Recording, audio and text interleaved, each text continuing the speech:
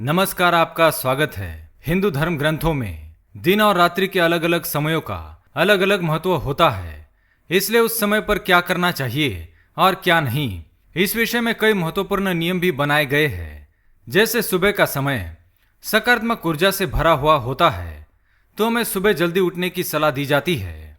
भगवान श्री कृष्ण कहते हैं कि जो मनुष्य सुबह ब्रह्म मुहूर्त पर जागता है उसकी अधोगति कभी नहीं होती है। ऐसा व्यक्ति पुण्य करने वाला और सदा ही उन्नति करता है।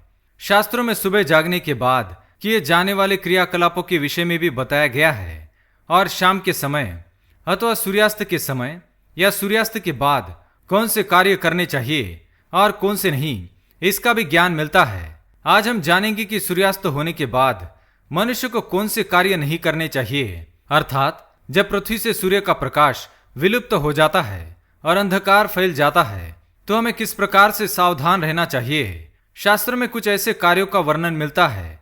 यदि कोई व्यक्ति सूर्यास्त के बाद ये काम करता है तो उसके जीवन में दुख, दरिद्रता, निराशा, रोग, क्लेश, इन सभी विकारों का आगमन होता है।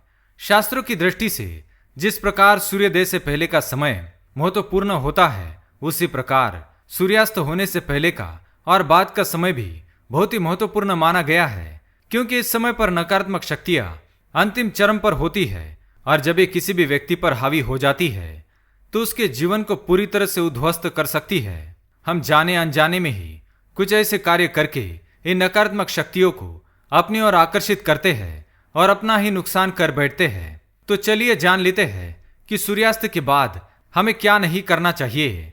पर उससे पहले अगर आपने चैनल को सब्सक्राइब नहीं किया है तो इसे सब्सक्राइब कर लीजिए, साथ ही वीडियो को एक लाइक करना ना भूलें।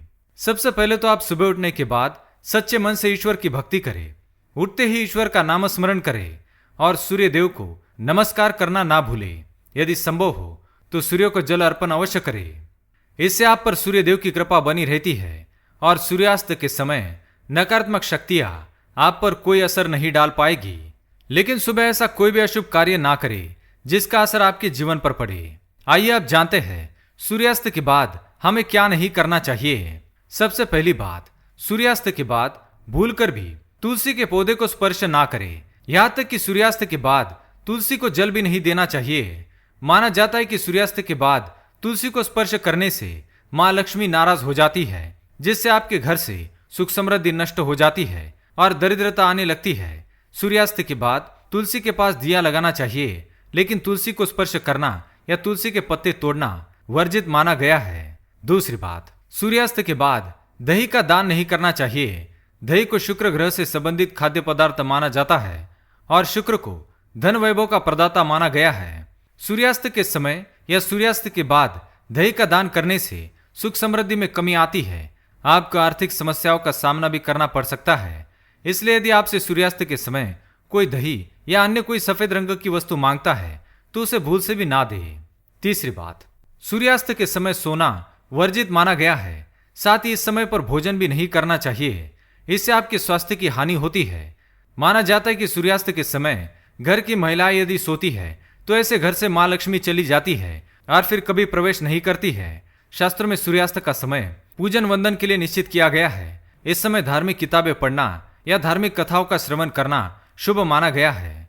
चौथी बात, यदि घर में झाड़ू पोछा या साफ सफाई करनी है तो सूर्यास्त से पहले ही कर लेना चाहिए। सूर्यास्त के बाद झाड़ू लगाने से धन की हानि होने लगती है। माना जाता है कि इससे आपके घर से लक्ष्मी चली जाती है, जिसके कारण धन का अभाव होने लगता है। इसलिए सूर्यास्त के समय भूल से भी झाड़ू या पोछा ना लगाए। पांचवी बात, कई बार लोग बाल कटवाते समय या फिर नाखून काटते समय दिन या समय का ध्यान नहीं रखते हैं, लेकिन शास्त्रों के अनुसार मनुष्य को कभी भी सूर्यास्त के समय या सूर्यास्त के बाद अपने नाखून नहीं काटने चाहिए। सूर्यास्त के बाद नाखून काटने से व्यक्ति के जीवन पर इसका नकारात्मक प्रभाव पड़ता है और जीवन में दुर्भाग्य आता है। इसलिए ऐसा भूल से भी ना करें। तो ये थे वह 5 काम जो हमें सूर्यास्त के बाद नहीं करने चाहिए। उम्मीद है यह जानकारी आपको अच्छी लगी होगी। वीडियो पसंद आए तो लाइक करें, कमेंट में जय मां लक्ष्मी, जय श्री कृष्ण अवश्य लिखें। साथ ही चैनल को सब्सक्राइब करें। धन्यवाद।